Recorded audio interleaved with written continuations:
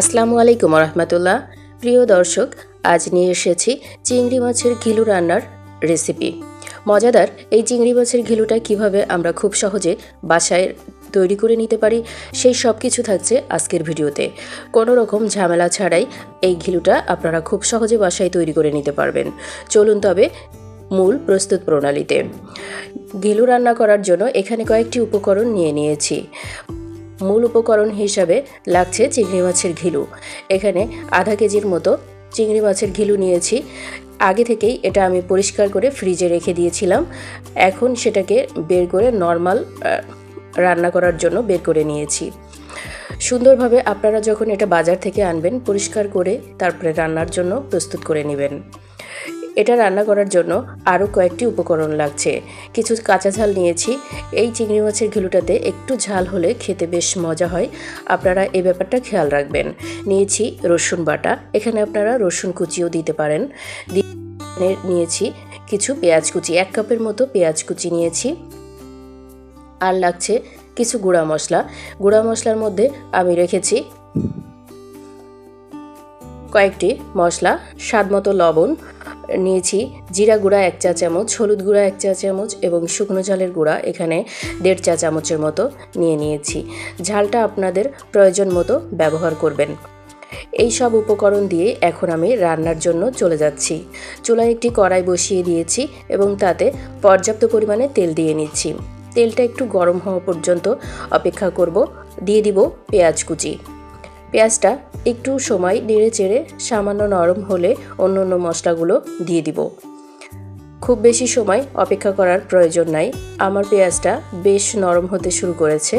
এখন আমি দিয়ে দিব অন্য উপকরণ। প্রথমেই আমি দিয়ে দিচ্ছি এখানে কাঁচা ঝাল ফালি। কাঁচা ঝাল ফালিটা অনেকগুলো কাঁচা ঝাল ফালি করে নিয়েছি। আপনারা বুঝে এখানে ব্যবহার করবেন প্রয়োজন মতো ঝাল। এটাও নেড়ে চেড়ে কিছু সময় ভেজে নিব। চিংড়ি মাছের ঘিলুটা খেতে অসম্ভব মজা। আপনারা যারা এটা একবার খেয়েছেন তারা বারবার এটা খেতে চাইবেন। খুলনাবাসীর জন্য এটা একটা পরম পাওয়া, যারা খুলনাতে অবস্থান করেন। এ পর্যায়ে আমি দিয়ে দিচ্ছি রসুন বাটা। রসুন বাটা এখানে ডিপ ফ্রিজে রেখেছিলাম। এখানে 2 চা চামচের মতো রসুন বাটা হবে এবং গুঁড়া মশলার মধ্যে স্বাদ মতো লবণ সহ বাকি মশলাগুলো আমি দিয়ে নিয়েছি। এ পর্যায়ে বেশ শুকনা হয়ে আসছে। আমি এখানে সামান্য পানি ব্যবহার করব, যেন মশলাটার কাঁচা ভাবটা সহজেই চলে যায়। এখানে পানি দিয়ে তেল ফুটতে শুরু করেছে। কিছুটা পানি দিয়ে আমি মশলাটা কষিয়ে নিয়েছি। তেল ফুটে উঠেছে। এ পর্যায়ে আমি আগে থেকে পরিষ্কার করে রাখা চিংড়ি মাছের ঘিলুটা দিয়ে নিব। আপনারা এভাবেই যখন রান্না করবেন দেখবেন স্বাদটা অনেক অংশে বেড়ে গিয়েছে। দিয়ে দিচ্ছি চিংড়ি মাছের ঘিলুটা। প্রথম দিকে বেশ একটু পানি ছাড়তে শুরু করবে, তো ভয় পাওয়ার কিছু নাই। কিছু সময় নাড়তে নাড়তে রান্নার মূল কালার পেয়ে যাবেন। হিটটা এ পর্যায়ে মিডিয়ামে রেখেই আমি বাকি রান্নাটুকু সেরে নিচ্ছি। সঙ্গেই থাকুন।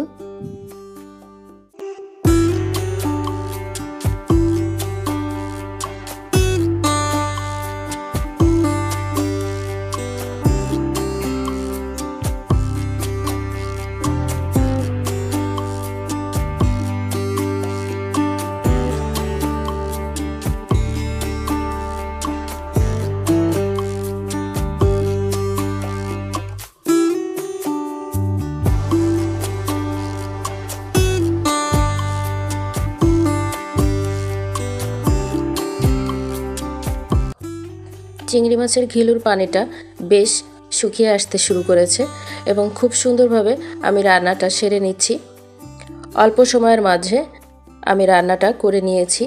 এই তো এখন চিংড়ি মাছের ঘিলুটা পারফেক্টভাবে আমার রান্না হয়ে গেছে। দেখুন এই পর্যায়ে আর কোনো পানি ঘিলুর মাঝে নাই। আমি এখন এটাকে নামিয়ে রাখবো। পরিবেশনের জন্য এখানে একটি সার্ভিং বোল নিয়ে নিয়েছি এবং তুলে দেখাচ্ছি কতটা পারফেক্টভাবে ঘিলুটা রান্না হয়েছে। খেতে হয়েছে অসাধারণ। আমি এই বোলটাকে সাজিয়ে নেওয়ার জন্য উপরে 2টা কাঁচা ঝাল দিয়ে নিয়েছি। আপনারা আপনাদের পছন্দ মতো সাজিয়ে নিতে পারবেন। আর এই যে মজাদার চিংড়ি মাছের ঘিলু রান্নাটা খুব সহজে তৈরি হয়ে গেল। আশা করি আজকের এই রেসিপিটা আমার দর্শকদের কাছে বেশ ভালো লেগেছে। এভাবে আপনারা আপনাদের প্রিয়জনের জন্য বাসায় সেম রেসিপি ফলো করে তৈরি করে নিতে পারেন। ভিডিওর এ পর্যায়ে আমার প্রিয় দর্শক যারা আমার সঙ্গে আছেন তাদেরকে অনেক অনেক ধন্যবাদ জানাই। পরবর্তী ভিডিওর আমন্ত্রণ জানিয়ে এখানেই শেষ করছি। আল্লাহ হাফেজ।